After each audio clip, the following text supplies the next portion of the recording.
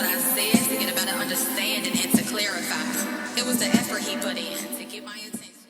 Hey everybody, welcome back to my podcast. I am your host, Jada Sharice, and this is More to the Story, the podcast and show.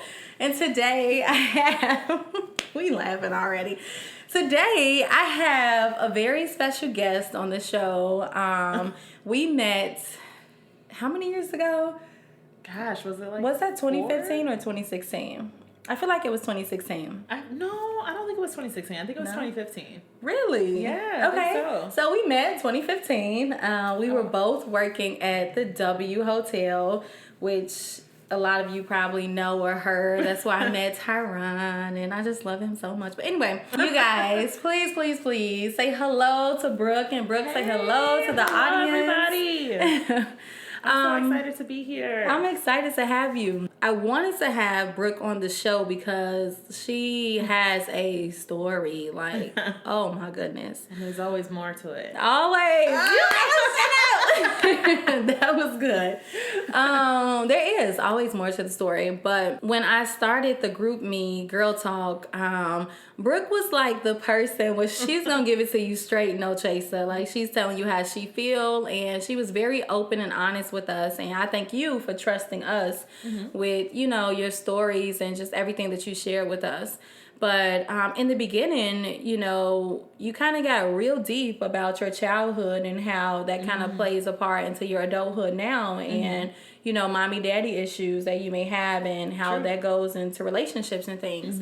So I definitely want you, you know, to talk about that because I know that there's someone out there who can relate to it, and we never know what life we can change or what life we can save by telling our story. I agree. So if you can just start from the beginning. I mean, the beginning is really... Yeah, the beginning's probably... It's the terrifying, part, right? So, unfortunately, let's start, you know, from the beginning of course, just where the trauma started and just the brokenness.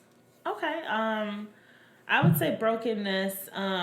it came at a very young age. I experienced a lot very young. I witnessed my own biological father take a life right in front of my eyes at the age of 5. So seeing something like that as a child, it doesn't really register to you that I'm witnessing murder in a sense, and it's from someone that is closest to you, your father, you know? Wow. So going through that, just the experience of going through that, and I don't know if you want me to go into the details, but it was a very traumatic detail. So my brokenness started at 5 because this was just like a typical night.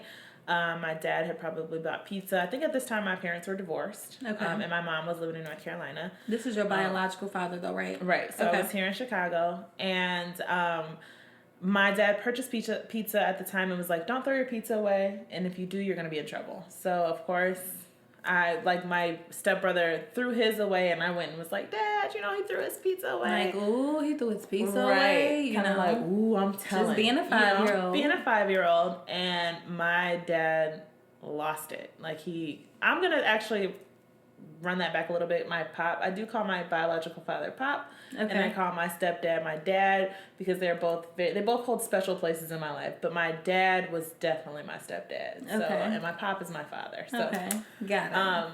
My pop was basically pissed. He was just pissed off for no reason. We didn't understand why. And he went into kind of like this rage. Now, just to give a little bit of backstory, at the time he was CPD and he worked in narcotics. So I don't know if that kind of gives for the audience.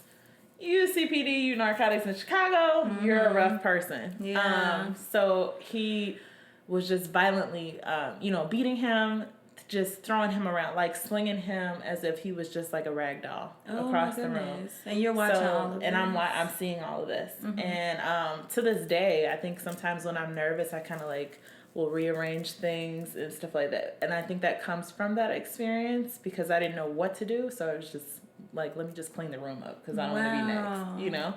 So I was just trying to, put my toys away, and I was trying not to see what I was seeing. And then, and I'm seeing all of this through the corner of the crack of the door being open. Okay. So it's like every blue moon, you just see his body just fling hit the wall, hit the ground, you know, all kinds of things. And how old was your brother? I'm sorry. He was 4. He was 4. He was 4. Okay. And then he was a child that was not biologically related to me. So imagine taking a life and it's not even a life that's related to yours. It was my stepmother's child from another relationship. So she has her kid that she has with him and his 2 other children here, and the child that she's lost from another relationship. Wow. And the scene that probably is like the most vivid is just seeing that last moment of breath, if you will. He was so scared. He ran into the room, and we had this bunk bed, and the top bunk we didn't sleep on because we would always fall off. So my dad kind of used that as storage, and I will never forget him climbing onto the top of the bunk bed. He like locked his feet in. He was trying to like move the boxes around to hide. And my dad came in, and I don't know what in the world possessed him, but he's like, "No, you don't." And he put a bag over his head, a plastic bag over his head. This is a 4-year-old. And it still to this day, Jada, gives me chills because the moment it's like he's reaching and he's trying to like get the bag. Okay, I wasn't ready for this. I'm sorry. Oh my goodness. And then his hands just dropped. And my dad looked at me, my pop looked at me, and I looked at him. And it was kind of like, I think even at 5, you don't really know what death is, but I knew something was very, very wrong. Because I saw the fear in my father's eyes. And when he took the bag off, his body just went limp. My brother's body just went completely limp. And it was hard. It was hard. His body went limp, and his body literally came from the top bunk and swung there for like a few minutes. Shut up. Before he landed on the bed. And it was just like, I don't know what just happened here. At this part, it's just like, what do you do? What do you do? And but I'm now it's like, getting worse how his body is hanging. Like, this is really sinking in. Like, you're never going to forget this. Right. Never. So, and I will never forget, like, just this thought of, like, there are so many things going through your mind, and it's at 5, your memory is starting to kind of form in a sense. And it was just like, I can remember to this day what I was thinking, like, am I going to be next? Like, right. And that's what I was going to say. You know, I'm scared right now. And I remember my dad, my pop, calling the police. And I remember being in the ambulance. And I remember my pop just being like, please don't let me go to jail. Please don't let me go to jail. Like, that's all he was saying. As he's, like, we're in the ambulance with this body. They're trying to resuscitate my brother. Me and my other brother are sitting here. We're these 2 kids. My other brother was 4 at the time. And we're going through all of this. And then there's a newborn baby. All in the mix of all of this. My sister was an infant. So, wow. I remember getting to the hospital. I remember sitting in the waiting room, and then I remember just being so upset because I realized that my brother wasn't with us, and I wanted to see him, and I was crying. I want to see my brother. And I remember my father giving them permission to take me back to him, and his body was just so lifeless. Like, it was just like, what's wrong with him? Why is he laying like that? And the nurse, I remember her telling me, like, he's gone. And I'm like, no, he's not. He's right there. Right. And she was like, no, sweetheart, he's gone. He passed away. And it did not register to me at all. At 5 years old. At 5. And I'm just, at 5, you think like the cartoons, like the X on the eyes, and they just float up to heaven. Oh my God. Yeah. So I'm just like, this can't be right. Like, no, he's right there. He's right there. And then it was kind of a blur after that. I do remember the very next day, my brother and I were in a room. We were in these really funky looking onesies, and we didn't recognize anything in the room. So the very next day, I was in an adoption agency with my brother. We didn't recognize where we were. We were very upset, very scared. So I think we were probably sedated a few times because, it was like, get me out of here. I don't know who you are. Why are you touching me? Yeah. All kinds of things like that. And then I remember my grandmother coming to visit us, and it was so confusing. Like, why can't I come and be with you? And my grandmother was just like, sweetie, you're just going to have to, listen to these people. They're not going to hurt you. They're very nice people and everything like that. And I would say it was going through just the system of being processed is something I don't think any child should have to go through. It was just, and then this is all happening in Chicago. So I don't know if you know, the system in Chicago is just, it's hard. Ooh, it's rough. It's rough.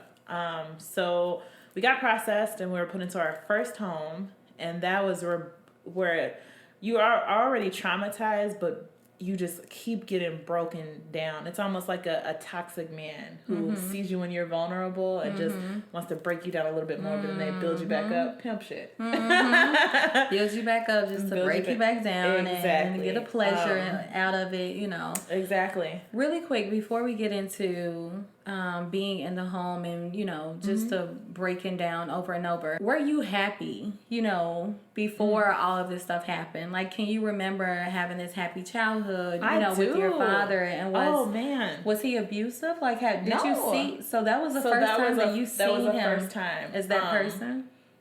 No, actually, I think that what I remember as a good childhood, I think that there were a lot of memories that were suppressed because I did therapy for this later, and then there were flashbacks that kind of came back of times. My dad used to be in special forces. Okay. So coming out of special forces, and you know, I think a lot of people don't understand that with the military, they break you down mentally to make you into a soldier. So when you're done being in combat, you're shooting up things and things like that, you have to come back and you have to get into civilian life, and you have to really transition into that. And I don't think any soldier is prepared for that, especially not one who has literally been at war.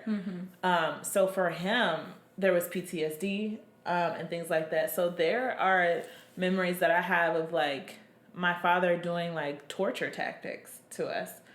Well, I thought like, but at the whole time I thought like, no, I had a great childhood with my father. I can remember, you know, times where we hugged, we would dance in the car together, the times he would bring like this big stash of candy that was only for me, and you know, things like that. But then it also was like, there were things that were going on that I didn't realize I had these memories of. So what's torture tactics? Like, what do you mean by that? Like, what did he do? Like one time, I don't know what my brother did, but he would like shove us under the water in the into the bathtub and like literally get us into like an inch of giving up and then let us come up, and it'd be like, so you mean torturing you guys? Literally. I didn't know if this was like a drill, or I mean, to him it probably was, but probably it's like, I don't know. Wow. So there was a lot of unanswered questions, for sure, when I got older. Being in the homes, the first home, the woman was incredibly abusive to my brother and I, and it was almost like she didn't like the union that we had. To this day, my brother and I were like, I swear we were meant to be twins, because we just are so connected to each other. She would do things like, she would maybe give me cookies to eat and then say, you know, if you share with your brother, you're not going to get any more. And would literally, Jada, I'm not lying to you, make us open our mouths, check our teeth. Oh, you gave your brother some, now I'm going to give him some more, and you can't have anything. It was almost like she was trying to like systematically break us apart. Right. And then she was incredibly abusive. I mean, like, used to beat the living crap out of us, to the point where the social worker would come over and we would hang on to her legs like, please just take me with you, just take me with you. Which was like red flags for her. Right. And eventually she was just like, these kids aren't just doing this. This isn't a game that they're playing. This is something that, there's something wrong here. Right. So they removed us from the home. This first home was also the home I was molested in. I was raped there. How old are you at this point? 5.5. I was going on 6. So basically still 5. Like, your life is just... You would, I mean, the things that I had gone through at such a small age, you would really think that I would be like a basket case right now, you know? Oh, but I thank God for my mom. I definitely do. She is like my rock for sure. Okay. So you were raped and... I was raped and molested. And we talked about this, like... Yeah. They knew. The foster father walked in, saw what was happening, and walked back out. Like nothing happened.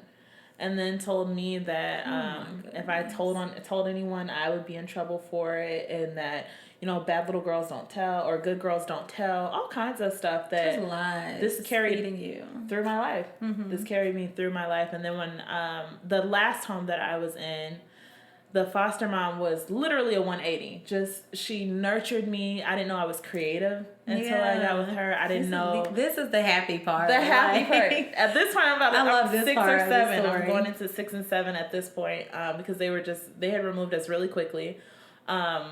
she just poured into me. Every cent that she got from the state, she completely spent on me. Which rarely happens. You Exactly. know, like I've heard. Exactly. It rarely happens. And they were so good to me that to this day, I still keep in touch with her. I still call her my Mama Pat. Yes. And her daughter, Kim, and her husband, they were so amazing to me. When I left their home and my mom finally got us out of foster care, she had a full, thick photo book of all the memories that we had while I was there. Oh my goodness. She had like scrapbooks of things that I had done, projects that I had made and things like that. Any parade I was in, she had like it documented. She had like a full here's what you missed while your child wasn't with you kind of package to give to my mom. And it was kind of bittersweet because I was so excited to go with my mom, but then it was also realizing like, I'm not coming back here to Mama Pat's house, you know? And I love Mama Pat. Yeah, you know, she was amazing. She was the light at the end of the tunnel. I feel like, you know. She was. I honestly, if I'm being brutally honest, Jada, I think that my life, she changed the trajectory of where my life would have gone. I mean, a lot of people don't make it through foster care okay.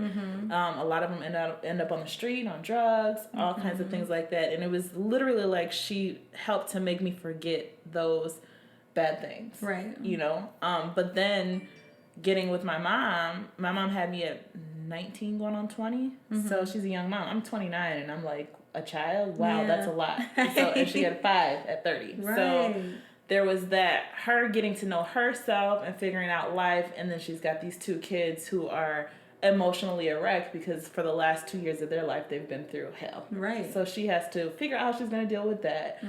Figure out what she's dealing with her own life and her own pain that she may not be over, and raise these kids. And then she's pregnant with a 3rd. So oh my goodness. But the fact that she knew that you guys had been through a lot and you were broken, I'm sure she had to love you guys in a different way. You know what I mean? She did. And the fact that she poured into you and she didn't like, oh, that's too much work. You know, they got a lot going on. Right. She looked past that and still gave y'all love. And that's beautiful. I would love, from my experience with Mama Pat, I would love to foster a child. Yeah. Just to be able to give back, you know? And I've heard people talk about it like, oh, I don't know about fostering kids. They're so messed up. And it's like, you don't understand. Like, they're sponges at that time. They need you. Good Just people. Show them something else. Show them that something they haven't seen. Something that they don't have to go through. They can just be at peace. Right. Because that's really what kids go through. You don't trust them. I remember Mama Pat. I sat in one part of the room, girl. It probably took her about a good month to get me to come like, all right, I'll sit next to you. You know? Okay, you cool, I think. You're okay. All right. And then of course her daughter was a child at the time, so I trusted the daughter, but she would come in, or Papa Richard would come in, and I would just be like, oh God, what's going to happen? And she really worked to really just gain that trust and just be amazing to me. Amazing. And then at some point your mom came into the picture, right? And she was fighting to get you guys back. Yes. Right? Okay. And that was an experience. At this point, Mama Pat has changed your life. She has given life a new meaning. You're creative. You're in like this art school, right? Like to a point that you didn't want to leave school. You loved it so much. I loved it. And I told her, like, you sound like one of those Disney kids, you know, like the musicals and stuff. Got a few callbacks, but agents are expensive. So, and my mom had 5 kids, so she was like, honey, I love you, but yeah.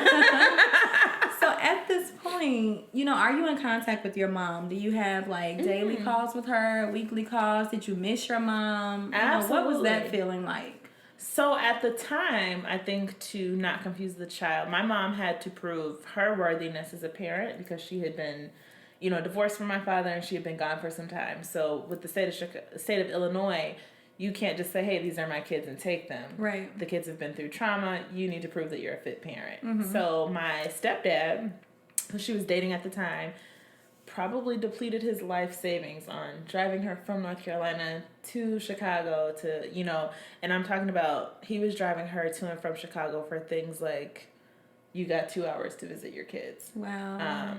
Now you can visit them for half a day. Or, okay, well, now we can trust you to take them unsupervised for the day. And then it was like, okay, now you can do an overnight. Okay, now you can spend a weekend. Then it was like a week and 2 weeks. And then it got to like, okay, we think it's time that you can take your kids. Okay. And my mom is white and West African. So when I saw her, I was like, "You're not my mom. You're white." And she's like, "No, I'm your mother. I birthed you." Yeah. And I was just like, "Oh, okay." So funny. when we got with my mother, at this point, my brother and I are reconnected. My mom, I think, was going through her own emotional turmoil because she has a very strained relationship with her mother. So what's the saying? Dysfunction plus dysfunction equals dysfunction. So I think that she kind of mirrored some of the things that she saw when she was younger. So it was kind of like going back into that first foster home. She was really, really abusive. It was like, even though my stepdad probably hit harder with the belt, it was like, please, can he do it? Because at least I know it's going to end. Oh my goodness. So that was hard. And then my mom also was emotionally abused in her life from her own mother. So that just really fueled her as far as how she spoke to us. And I don't care what anyone says. Your kids are listening. So the things that you say to them, calling them stupid, anything, that resonates. And you don't know how long that can hold on. Right. That a child can hold on to that. What you say to them and how you build them up, that literally shapes how their mind works when they become adults. Right. Unless you know, they take that path to choose to not be a part of the dysfunction and to choose to take a different path, which is what I did. That can really just keep repeating itself and repeating itself and repeating itself. Let's go backwards a little bit because I'm wondering, did you ever want for your mom? You know, like I know that Mama Pat was she was everything to you. Yeah, but she wasn't my mom. Exactly. You know, so did you ever have those feelings like you weren't good enough, or you know, why did my mom want me, or what was the situation? I know that they divorced, but was it something they just decided like, okay, you'll keep the kids? I think it was something more along the lines of like my mom. Something happened. With my parents where they separated and my mom didn't have us. And I don't really remember. I'm going to have to check with her on that. But she was like kind of prohibited from seeing us for a little bit. So my dad had full custody. He was bringing us to see her and things like that. And I don't know where the disconnect came because then it was like we weren't seeing her.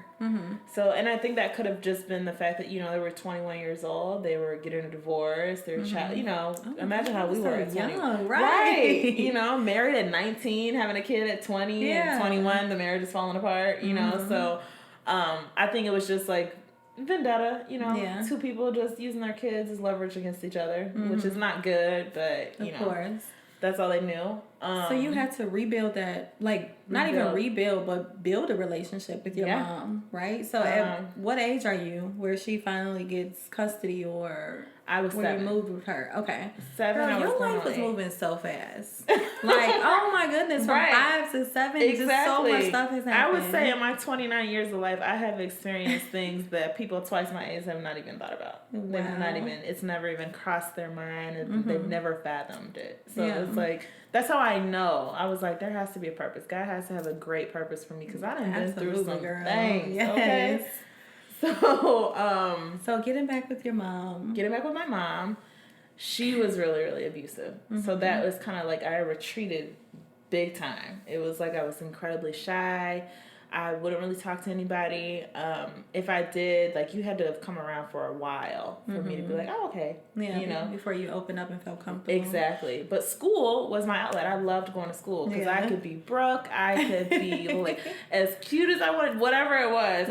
I was able to be myself. And it was like when school would end, it was just like, oh, man, it's over. I gotta go home now. You know. Yeah. Question: do you think that you felt like you could be Brooke and be free because you were around your peers versus adults because you had seen some things and been through some things with adults? I would say that. Okay. I would say that, well, kids, you know, we're fun. We have a good time. We're kids. Right. And I think because of my trauma with adults, it was just like, I don't want to, you know. Yeah. And then I had an abusive mother at the time. Right. But that did change. She had a really close friend that lived next door to us, and the walls were like paper thin, so, you know, she could hear what was going on. And she told my mom, she said, you know, I'm your friend. Are you my friend? And my mom's like, yeah. And she's like, okay, so I can tell you something real, and you're still going to be my friend, right? And she was like, yeah, sure. And she goes, I don't like the way you beat your kids. You're abusive. And if I hear what I've heard, again, I'm going to call DCFS myself. Okay, friend. I love you, friend. And my mom was thank like, God for her. Because that was like the turning point for your mom, right? It was a turning point. Like, it was more so of like, I'm going to tell your dad than like, get out, you know, whatever it was. I mean, my mom still has the pot that she broke over my tail. Girl, it don't even have a handle to it. Oh my God. So I promise you, every time I'm sitting, I'm like, Mom, please throw this pot away. The memories. Why? Wow. And then I think it was more or less physical abuse, but there was some emotional abuse. So I like, you know, imagine being 8 and your mom is like, you ain't gonna be good for anything. You're a tattletale. That's why your brother passed, you know. So I had to go through. She hit you with that? She hit me with that. Or I would tell her things. She would tell me, Brooke, you know, you can trust me. And I would tell her things. And it would be like, you're so stupid. Why would you even let that happen? Thanks so much. Great. I'm not Never going to tell you anything. Again. Right, exactly. So that went on to where I hated being around my mom. I did not want my friends to meet her. And it was almost like I had a real just like why didn't you just leave me with Mama Pat? You know, like, you don't want me if you don't feel like I'm good enough or whatnot. Just, why am I here? You could have left me in foster care, girl. You know? So that went on until I was about 15. Okay. And then my mom had a friend who was prophetic. At this time, my mom is getting better, but she's still like emotionally not where I would need her to be, you know. And I'm a Scorpio. I'm very emotional. I'm very passionate. So it's like, don't hurt my feelings. Yeah. You know. Wait, when's your birthday? November 12th. Okay, my niece is November 16th, and she's like hot and cold. Yeah, they can be very sweet. She can be sour. A sour patch kid. Oh, of course. So 15. So we're at my mom's friend's house, and she's looking at me, and I'm just going about, you know, doing my own thing or whatever. And she looks at me again. Your mom's friend? My mom's friend. Okay. And she's just like, And she just keeps looking at me, and I'm just like, what the heck is wrong with her? Oh my gosh, Mom, when are we leaving? And she's like, Renee, we need to talk. And we need to talk with your daughter.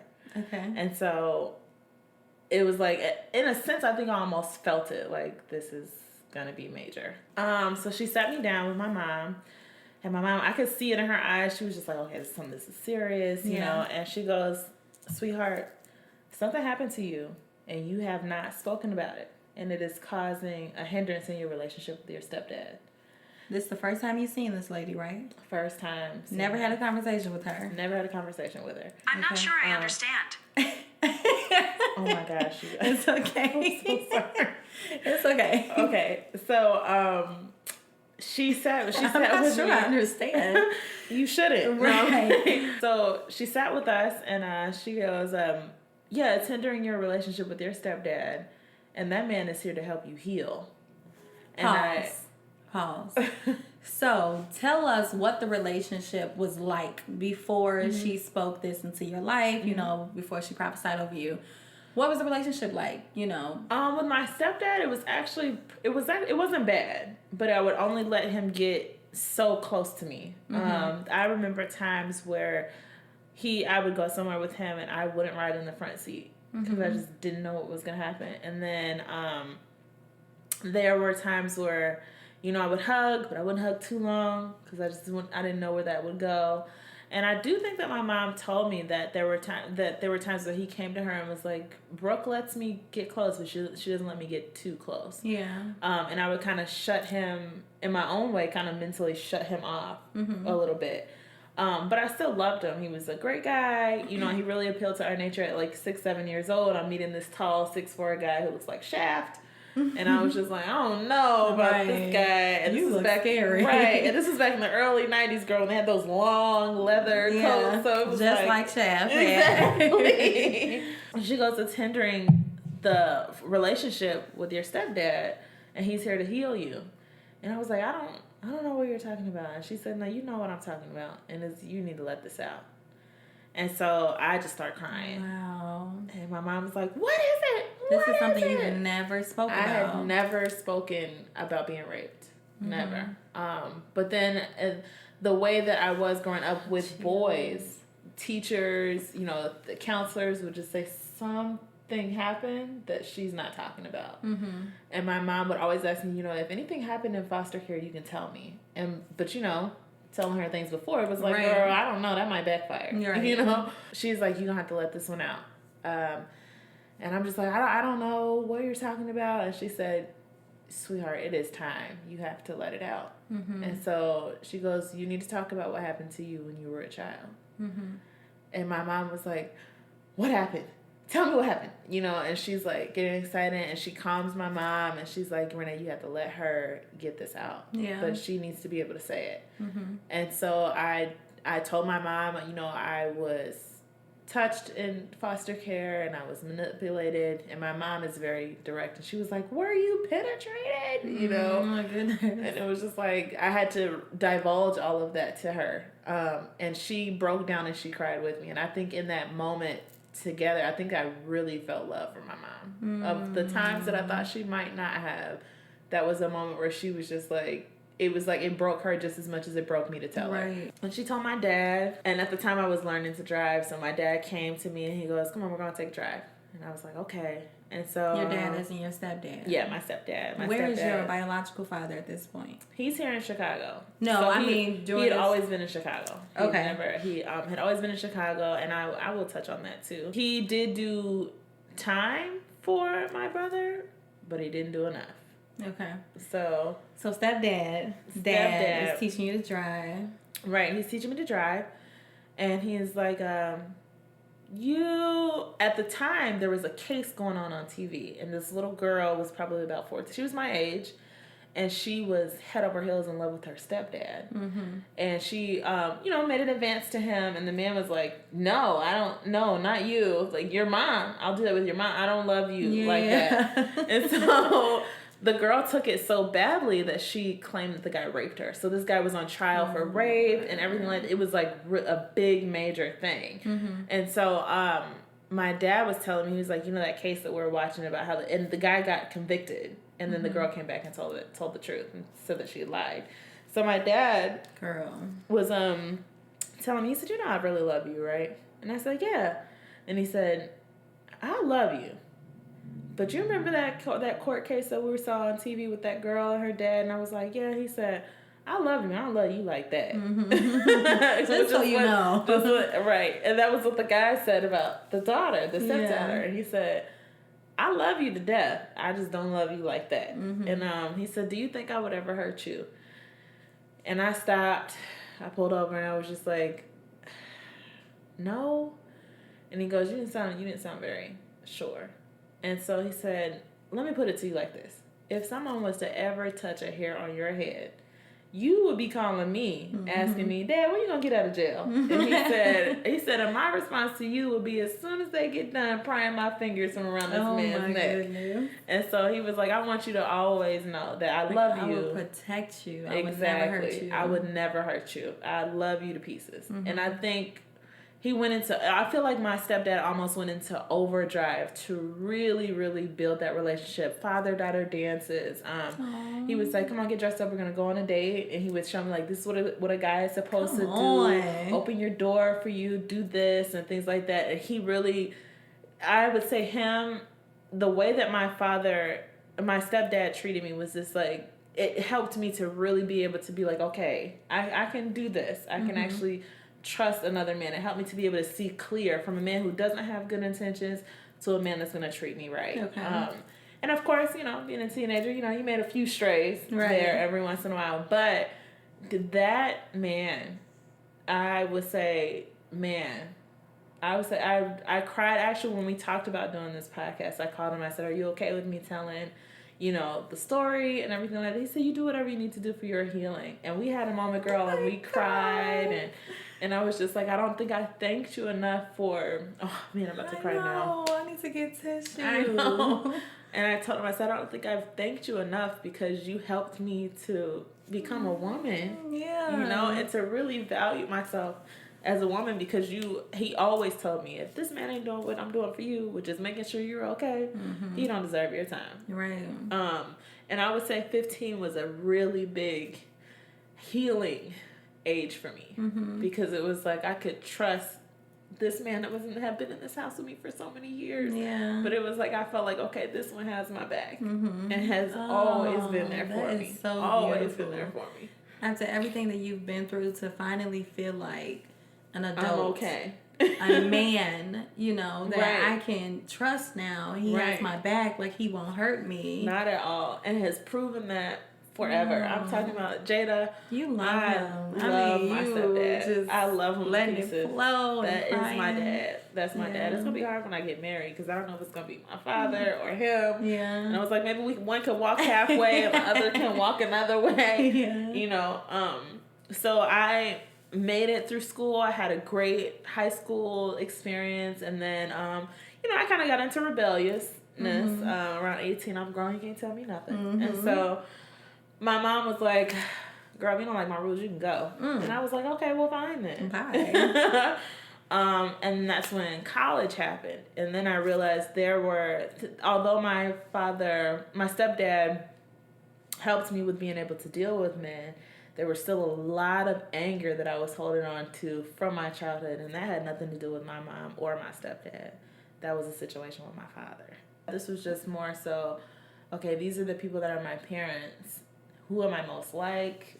Who am I? What is going on here? So is this still at 18 or? This is at 18. So I'm going into college. My mom was a little, I would say, obnoxious, and me even getting into school, and it was such a struggle, and it was just like, finally, I did this for me. I didn't have any help. I did this for myself. Yeah. And my mom and I were strained because she's a mom, and I'm her first child, so, you know, there's like that, you want to hold on, and it's like, no, you gotta let them get it. You gotta let them touch a few fires. You kind of have to let that go a little bit. And I'm, again, the trial and error child, so it's like, no, I must control everything for this child, you know. So her and I were kind of strained. So my relationship with my father was starting to pick up a little bit. We were in contact because throughout my childhood, we had contact with him, and then it was just kind of like spotty, if you will. And it just wasn't consistent. So adult years, it was like I can have his number myself. I'll just call him myself and talk to him myself. Right. And he was helping me, and I realized that because of the time that he missed, it was kind of like he was trying to like rewrite time or re-raise me, and it's like, no. You had your opportunity. I need you to meet me where I'm at right now. But did you forgive him? Like, how do you just, I don't think everything I that had. you went through, how do you just jump back into this? I don't think I had. I don't think there was any forgiveness there. I think it was just like I'm strained with my mom. My stepdad's married to my mom, so he has to support his wife. You know, he has to be there and be united with her. I just need a parent. I just want to, you know, and why not my dad? Why not? Let's just see where this goes. And I'm so open-minded about a lot of things that it's just like, oh, yeah. And I don't think like, how could this play out later, you know, at that time. So I was noticing those things, but I wasn't really, I was just like, whatever. You know, he's paying for school. Why? What's it to talk to him every once in a while? Yeah. But I knew I wasn't over it. I knew that there were questions that I had, and I'm just really understanding what I saw as a child. Like, help me to understand where your mind was. You can forgive a person, but I think the biggest sign of maturity is really understanding where that person was when they decided to do an injustice to you. It's like, I forgive you, but what brought you to this? What brought you to make that choice? Because you had to think about it and then actually put that in motion and actually do it. Right. I would say I was coming around graduating college, and I had already moved away from my hometown, Which is North Carolina. North I lived in Carolina. Fayetteville, 2-6. And then you came to Chicago. And then I came to Chicago. And you was like, this is cutthroat. Cutthroat. So I had already moved from North Carolina to Chapel Hill. So I was like 2 hours away from family. But there was so much stuff that was going on, and I was getting roped into drama. And then I was with the first man that I fell really, really head over heels for. And it was just so toxic. It was a toxic relationship. And that was where I experienced domestic abuse, emotional abuse, and there was so much love that I didn't have for myself, that I was just like, I'm just here. Yeah. I'm just whatever. I'm here. You know, and this man was someone like I could wake up happy, Jada, and by 45 minutes later I would be walking into work crying. Just like what I would do anything to try to make him happy. If he was upset, I was just like, let me just make it better. Like, I'll do whatever. It's my fault. You know, I was really in that mindset of like, no, he didn't mean it. I did this. It was traumatic.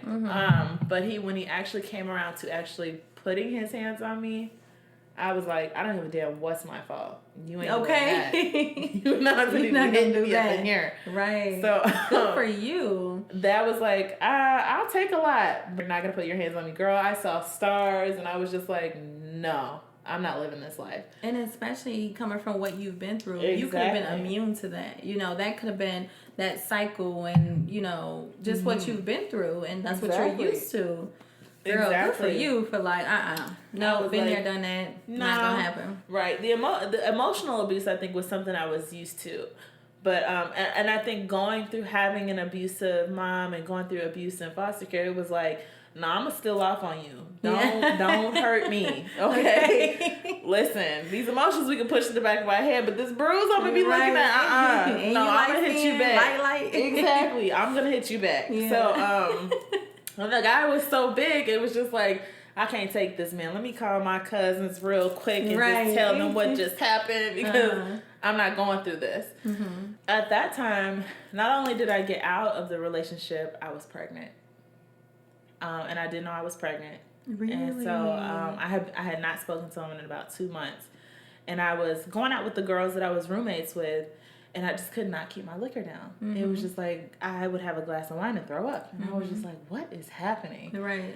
And then what ended up happening is a friend of mine was like, don't you just want to rule out a pregnancy test? And I was like, girl, I'm not pregnant. I haven't seen him in like 2.5 months. I haven't done anything with anybody. I'm living my life. Girl, it didn't even take the whole 3 minutes. Yeah. I was like, oh, crap. Wait, there's something growing inside of me. And this was probably where I think I broke completely, because he was African. And when I told him, he was just like, at the time, even though we were separated from each other, we were kind of like, I had gone crazy on him. He had just hit my breaking point.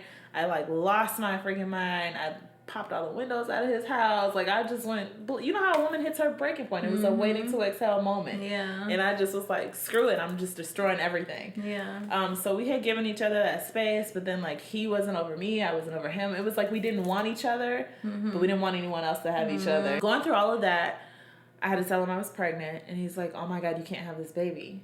And I was just like, what do you mean? Not? What do you mean I can't have this baby? Right. And he's like, my mom, like, my parents will shun me. They'll cut me off. Like, I can't have a kid with an American girl. And it was like, get out. What? I've never heard this before. He told me all of those things. He was like, I cannot have a baby with an American girl, and everything like. And I'm just thinking, like, your mom was so nice to me. Are you telling me, like, what the hell? Yeah. So, I was just like, I don't know what to do. And then at that time, because I had gone through what I had gone through with him, and then there was so much drama going on with my family and my personal life, I just felt like, okay, North Carolina doesn't have anything for me. Yeah. I'm done. I want to go to Chicago. I'm going to try and work it out. I'm going to try and do that. I've always said I wanted to live in Chicago. Forget it. I'm going. Did you feel like my father is there? My dad will have my bag. Okay. And my brother at the time was already in Chicago. Okay. So it was just like, and then I'll be around my brother. Right. And my brother's like, that's like my best bud. Yeah. So, and my grandmother was here. It was just like, let me try the Donald side. I've been on my mom's side. Let me try the other side. So I'm going to go to Chicago. So when I told my dad, hey, I'm pregnant, he goes, Brooke, I don't have room for a kid. So what are you going to do? And they can't come here with a kid. Right. And he's like, what are you going to do? And my lease was ending. I wasn't re-signing.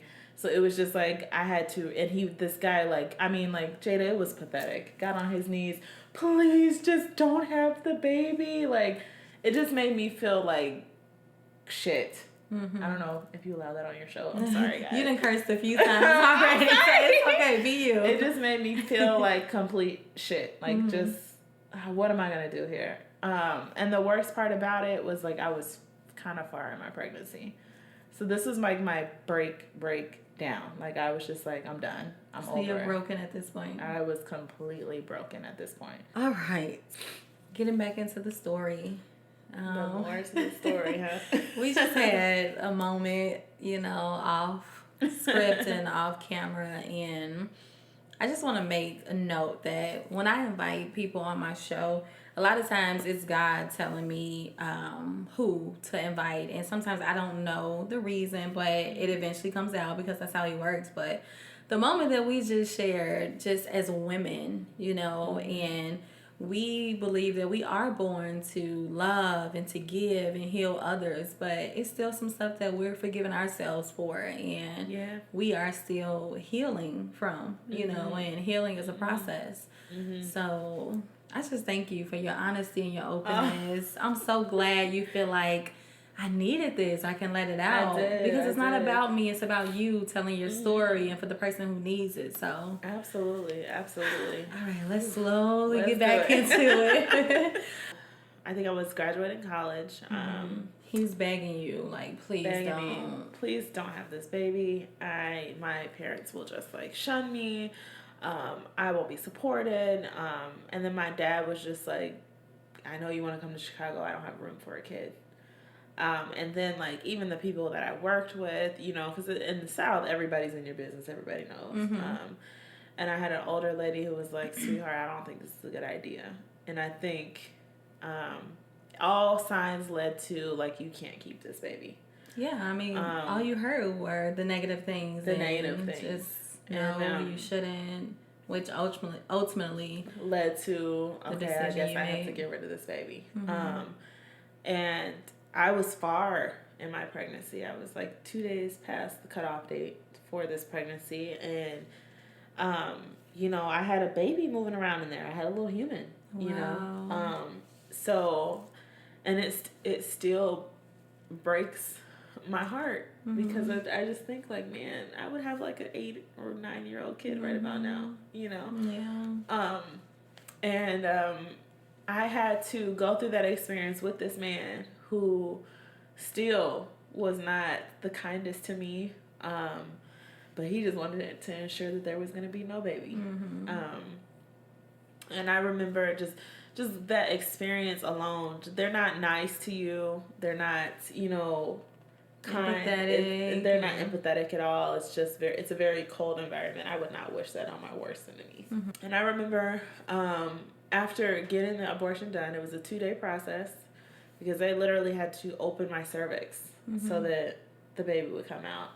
And I will never forget this. And I would repeat this a million times because I want women to understand that you cannot allow a man to have that much control over your mind and your emotions to put you through the things that they put you through.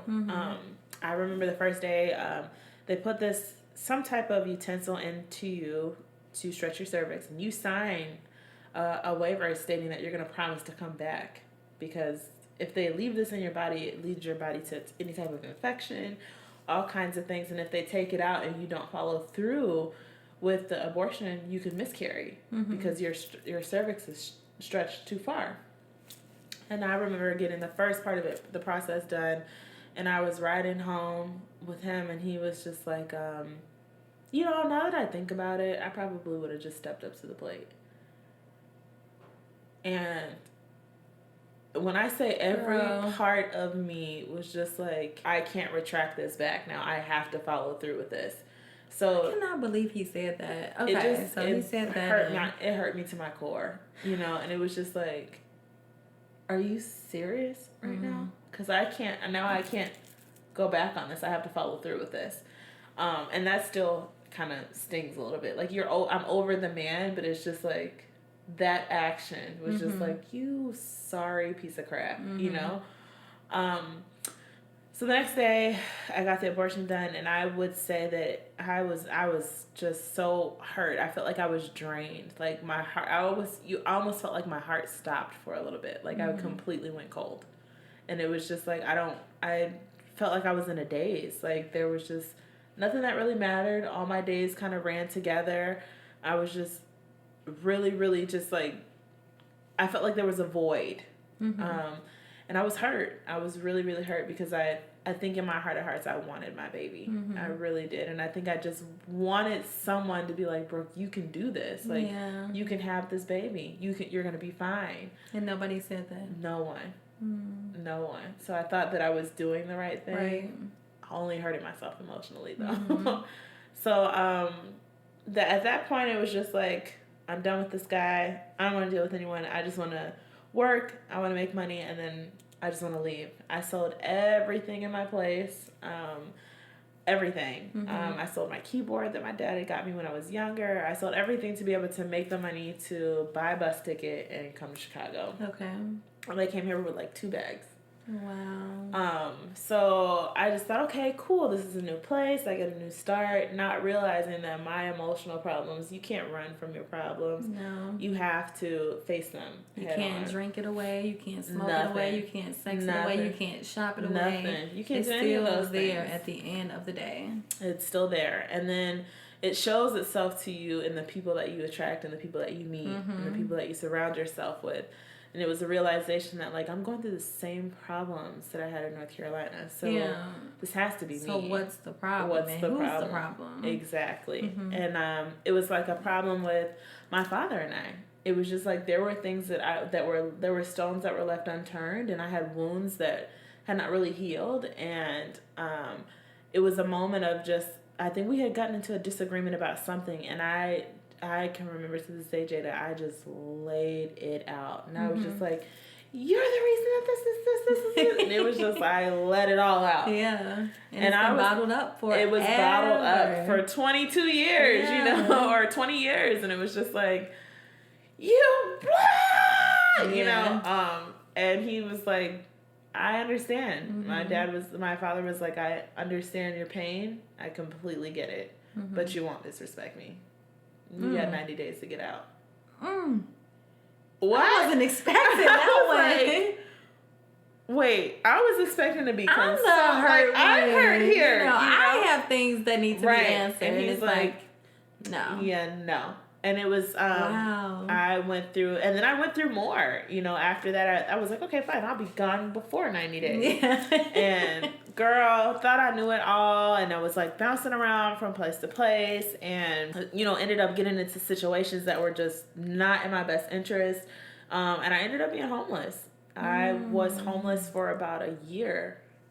And I was bouncing around from couch to couch, and then the people that I was surrounding myself with, because I'm from the South, you know, so I'm just like, oh yeah, sure. Yeah, hospitality and just no, not in Chicago. Okay, you have to be real. You have to be sharp-minded because it was cutthroat. Because you will get finessed. Exactly. I had been robbed. I had gotten myself involved with people who were incredibly dangerous. Had no clue that these people, I was in dangerous situations. Like, Ditsy, and they like, we got one. Yes, exactly. So Got I was just like, I mean, like, had me doing things that I had no idea were just not okay.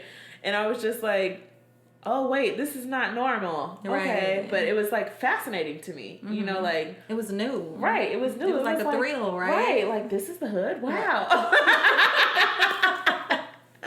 Like, you guys really do this. This isn't just a movie thing, you know? So, and the crazy part, this is how I know God has a plan for my life, is because every situation that I would get into it with somebody or something like that, and I would flee the situation. I'd be in a totally different place, and then I would hear about the person or the situation that I was in, and it would be like, have gone drastically bad, and I was just like, oh my God.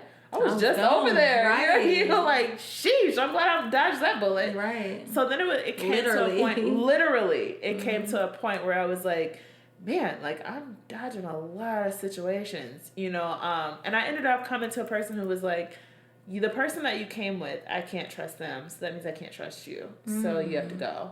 I had to swallow my pride, and I was like, I'm not laying on anyone else's couch, and I don't have anywhere to go.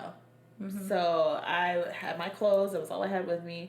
And I went to the police station and told them I was homeless. And they were like, okay. They put me in a holding cell. And then they had like this Catholic church man come and pick me up. And they dropped me off at the homeless shelter, girl. And I was just like, I don't even know how this process works. So this is new. Process. So you go and say, I'm homeless. You can go into the police station and say, hey, I'm homeless. I don't have anywhere to live. And they will research whatever homeless shelters are around that area and have a volunteer bus come and pick you up and take you to the shelter.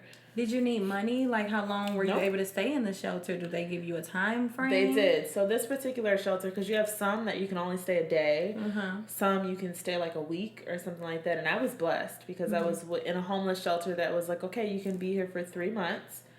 And if you're working and we see that you're working to get a job, we'll let you stay another 3 months. Okay. So yes. I got in there, and in the time that I was going through the things that I was going through, bouncing around from couch to couch, I was trying to get a job. So I had my smarts enough to be like, okay, well, I can interview. I just need someone to hire me, you know? So I was going to all these different job interviews and everything like that. I was still taking phone call interviews and everything. So when I got to the homeless shelter, the very next day I got a job. I was working at Trump Hotel. Get out! No lie, girl. I was so excited.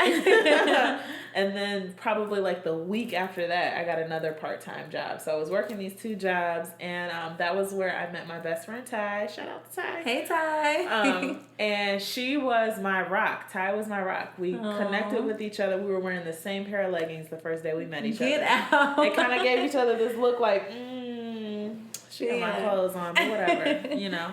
And we hit it off. We hit it off so well. And she became like my accountability partner almost, in a sense. Like, because you need that. In the homeless shelter, girl, it's rough. You know, I was in a room with about 75 other women, and I had a locker and 2 drawers in my bunk. And there would be times I would come back to the shelter. There would be chicks walking around in my clothes. Get out. Somebody peed in my shampoo bottle one time. Stuff would go missing. You know what I mean? They had bed bugs really bad. Like, it was a real situation. Oh, and it was like, for the better part of a year, it was just like, I couldn't even say I was going home. I was going back to a shelter, right? You know. Now, mind you, my father is here, knows I'm in the shelter. Girl, didn't lend a single hand. The man I was dating at the time drove a beautiful white Benz, had his own place, never once offered, hey, come live with me, babe. Girl, shut up. I was just like, okay, this is gonna be a testimony for sure. Absolutely. And it taught me, I have to thank those situations because it brought me strength. And even with Ty, like, that we would, you know, kind of somebody would get out of pocket and they'd be like, girl, now you know the end goal. Don't even go there with her. She ain't going where you going. Calm down. And she would do the same thing for me. And she would be like, Brooke, now you know. You better than that. You gonna let that girl take you out your character. Yeah. And I remember February 2013. February 14th at that, it was Valentine's Day. Okay. And I had saved my coins. I had worked really hard. And the counselors that were there saw how hard I was working. So I was kind of a little favored because I was like, I want to work. I don't have time to be doing anything else. I want to work. I would come there to sleep, eat, and go to work. Yeah. So, and it even motivated Ty. She would be like, okay, you going to work? I'm going to work too. And we're gonna do this, you know, and it was, it was some of the most humbling time of my life, but I also had a great time too. I had worked with this program to get subsidized housing, and I was just like, I was on a waiting list, and I was just like, oh man, I really hope I get it. I really hope I get it. They called me February 12th, and they said, you are approved. You got your deposit.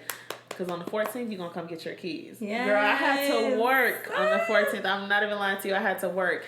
So I went and got those keys by 10 o'clock. Okay. I was moved in with all my stuff by noon, and I was at work by 3. I didn't play no games. I heard that. Now, mind you, this is all on the train, too. So I had to go all the way to Howard to get the keys, and then I was moving out to 87th and Planet. Girl, I was not playing. Girl, I didn't made it happen. I made it happen, and that was my very first place in Chicago. I would say that in that time, that was like, okay, I had to sit back, and I remember sitting. I didn't have nothing in there but my clothes. But you had house and keys. House and keys, and my name was on the doggone mailbox. And I was just like, I cried, Jada. I cried, and I cried, and I cried, and I cried. And it was just like, I know I'm strong. I can do this. Absolutely. I can do it. I can do it. That I would say at 20, I was 23. Okay. I would say at that moment, it was like I was able to look back over everything that I had gone through to realize, you're not done. You are not done. You have to keep moving. There's more to this story. There's always more to the story. Yes. So, everything that you went through, a testimony. A lot. And I think I know it's a testimony because there are girls who have gone through what I've gone through and are right out there on the corner. Right. You know, selling behind for the next fix. You know, it can take, especially being homeless in Chicago, because most women, especially that young, being homeless in Chicago, it turns to drugs, prostitution, trafficking, all different kinds of situations. And I feel like God literally was just like, let me just put this bumper for you, because you're gonna get through it. You know, I'm not gonna let you get too far off, but I'm gonna let you burn your fingers a little bit. Right. But you're gonna make it through this. Yeah. And I would say that I wouldn't change any of my experiences for anything. Wow. They have molded me. They've taught me so many life lessons. I'm still learning lessons. But it also is just, I feel like my story is bigger than me. There's so many avenues I could have taken. So many different paths I could have taken. I remember a man telling me, girl, he was like, I'll give you a place to stay. You can stay with me and my baby mama, but I need to be able to hit it whenever I want to. And it was like, I'm gonna wait on God. Okay. No, thank you. No, thanks. I'm out. not that desperate. I'm not going to sell myself for a place to stay, but thanks. Not at all. Not at all. And even to the point where, Jada, some of the people that I was dealing with that didn't have my best interests at heart, would call me and I'd be like, I'm at work. They were like, you at work? You got a job? And it was like, what did you think I was? You thought I was good with a fool up in here? Like, this whole drinking and partying thing, that was temporary. This is not forever. Right. You know? I gotta get my life. Right. I have to get on with things, you know? And it was beautiful. It was a beautiful molding, but it also taught me when I need to leave what was in the past in the past. Because I made it through all of these hurdles. I made it over all of these obstacles. But I did find myself reaching back like, hey, you still good? Because I think I wanted to share, like, I did it. Yeah. Not realizing, like, no, you were supposed to leave that where it was at. Right. You ain't taking nobody with you. And everybody can't come. Everybody cannot go. You got to leave that where that's at. You can't reach back for those who, especially the people that might have hurt you or whatnot. And I think in a sense it was kind of like, I want to show you that I overcame you. Now I'm realizing I don't need to do all that. Not at all. Just focus on the next You'll thing. see me. You'll see me. I'll have to say nothing. Exactly. Before we go, we have to talk about the healing process. Absolutely. You know, how you picked yourself up, how you began to love Brooke, how you forgave yourself. So we'll get back to that before we go. Okay. So at what point do you pick yourself up? How do you find Brooke and start healing? You know, what was that process like? I know you said looking back on everything, you wouldn't change anything that you went through. How do you remain this happy, loving, just full of life and light? How do you remain this person? I think it's just coming to a realization that you survived. Yeah. You're okay. You know, and it's just like, I think when you overcome those obstacles, it's like you almost feel like a badass. Like, what you got? Because, I mean, in that time, I prayed a lot. And I can honestly say anytime that I self-reflected or I talked to God and was just like, okay, God, what you want me to do? Yeah. Those were always the best times. And I always got more than what I was expecting. Just having to talk with God or universe or whoever, you know, you talk to at the time. And just really kind of seeing like, okay, I had to really come to a realization when I was bouncing around from home to home that I was constantly getting into it with people, or I was just always into these disagreements with people. And you come to a point at being at rock bottom where you realize, okay, either everyone on the planet is out to get me, or I'm the only thing that has remained constant in all of these situations. So what is it that I need to do differently to be able to attract what I'm looking for? That's and huge. It was a huge learning lesson. I actually had a friend of mine, my friend LaShonda, and she was just like, I'm going through it too. I'm going through this too. Like, I get selfish too. And I think it's my world and everyone's living in it too. And she's like, it's just a part of growing. It's a part of learning, like, the sun doesn't rise and set on your ass, you know, and everyone doesn't owe you anything. Like, you have to, if you don't like the things that are going on in your life, change it. You have that power. You and God have that power to change those things. Yeah.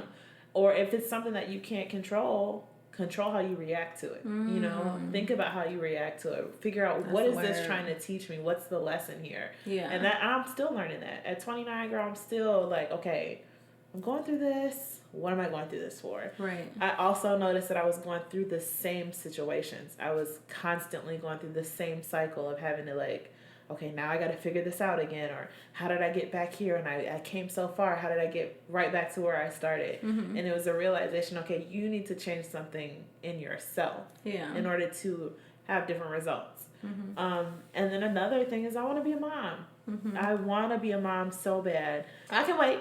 Right. But, you know, I can't wait to be a mom. And growing up, I always imagined, like, when I have kids, this is what I'm not going to do. I'm going to listen to them that, you know, and I think having that motivation of, like, I want to be a parent to where my children truly feel like my mom has my back. Yeah. I know I can call my mom for anything. I know I can talk to my mom about anything. And I think with wanting to be that kind of person, you have to really deal with what you have to deal with your own emotions. You have to deal with how you think about things, because kids don't know. Right. They say whatever comes to their mind. No filter. And you have to be prepared to be like, okay, how can I explain this to a child? And then I also can't get upset about everything because they're a child.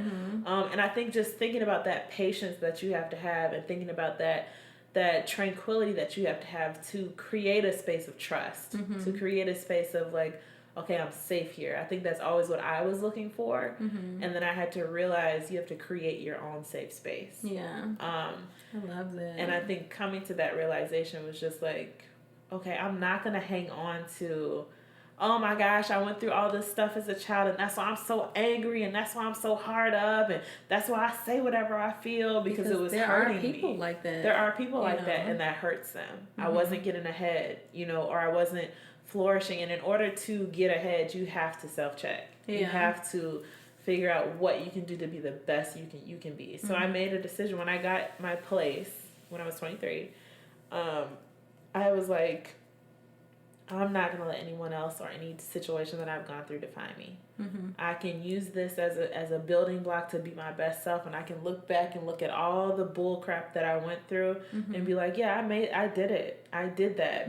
That was me and God all the way. Yes. I did that. Yes. And then I also thought about how I want to be as a wife. You know, as someone's partner. I can't love someone if I don't love myself truly. Right. If I don't know who I am. Come on. And then I can't expect you to love me the way I want to be loved, because I don't know. Listen, you are speaking this poem that I wrote. I haven't released it yet, but I will be dropping it on my YouTube channel. But one night I was just sitting here and love just kept coming to me. So I wrote about it. And the thing is, how can we ask for things that we can't give ourselves? I'm asking for things, you know, that I'm not able to reciprocate. And also, have my parents exampled you? Like, do I know what love is? Right. If I obtain you, will I know how to maintain you? Like, girl, don't get me started with this poem. Who am I the person? Am I prepared for what I want in a man? Because that takes responsibility. Right. You have to be who you attract. And just really, and I'm still, you know, learning those things. And it's coming to the point now where it's like, I'm not sacrificing what my peace for any man, not for the sake of having a man. I'm not sacrificing any type of calmness that I have worked so hard to obtain. I don't care who you are. Right. You'll go. You'll be okay. And I think it also is coming to when you learn to love yourself, when you get on that journey of self-love, you realize everybody can't come. Everybody's not going to be genuinely happy for you. And you're going to catch blessings that you probably can't talk about because it's for you. That's a word. It's for you. Yes. You know, there's going to be things that you're going to have to keep to yourself and save that gem, because that is for you. And I think once my grandmother also was a staple too. She would always tell me, Brooke, you take care of you first. Take care of Brooke first. Everything else will align. If you treat yourself right and you know your worth and what you deserve, everything else gonna fall in place. Exactly. Learning how to say no. Learning like, hey, no, I can't make that. No, I can't give you this I can't give you that money. I can't I can't put myself in a deficit to help you. If I can't help myself, how am I going to help you? I learned to say no last year. Girl. Honey, I ain't stopped. Okay. It's no. I feel so free. You don't have to go to everything. Even, I don't have it. I'm working on me, or exactly. Just or no. Exactly. Sometimes it's not even an explanation. It's just a no. Right. And that's enough. I want to thank you. Absolutely. Thank you Absolutely. for being on my show. Oh my goodness. You have blessed my show. I thank you for telling your story. Me. No, you listen. You blessed me as well. And that's what it's about. So I'm glad we were both blessed in the midst of this episode. And I just thank you for telling your story, because it's not about me. It's not about you. It's bigger than us. Right. So for the person listening, I thank you for watching and for tuning in. Make sure you like, you subscribe, you comment, ask any questions. Yes. And I'll make sure Brooke give you an answer, when she can. And make sure they choose you first. Yes, choose you first. Before we go, Brooke, tell them how they can get in touch with you, or like your YouTube channel. Let's see how much time we got. We got 1 minute and 42 seconds. All right. So Instagram is Be the Light. That's B_TH3 light. And I think I'm actually going through something with that too, and realizing how that came to be, because I came up with that name a while ago, but now I'm kind of realizing how that, I think it came to me in a sense. Okay. If I'm being honest. Well, 120. Okay, 120. I am on Facebook, Brooke Donald. I'm not going to release the name of the YouTube yet, because there's more. There's more to the story. And it's my baby, and I really want to get this right, so I am gonna wait on that. Okay. But Be the Light, and then I also have an Instagram that is still in the works, and it's Earthy Heals. That will be my herbalist business. So. Yes, come on, business owner. Yes, ma'am. I'm so excited. Again, Brooke, thank you so much for coming on the show today. Absolutely. Thank you all for listening, for reading, for supporting, for just being there for me. I really appreciate it. You guys encourage me, you inspire me, you motivate me to keep going and telling stories. Make sure you check out my website, jadasharice.com. Thank you so much again. And as you know, Brokenness That Made Me Whole is on Amazon, so make sure you check it out. $10 holla. Yes. So yeah, that's it. I'm so excited for what's next. Congratulations on everything, just healing and love itself. Absolutely. So again, Absolutely. give me a hug. Thank you. Oh my gosh, all right. thank you. Until next time, there's always more to the story. I love when my guests do that.